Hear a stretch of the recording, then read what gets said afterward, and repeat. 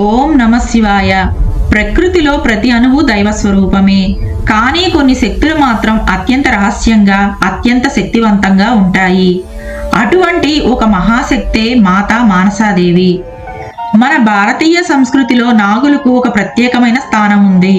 అసలు సర్పాలంటే కేవలం విషపురుగులేనా? కాదు.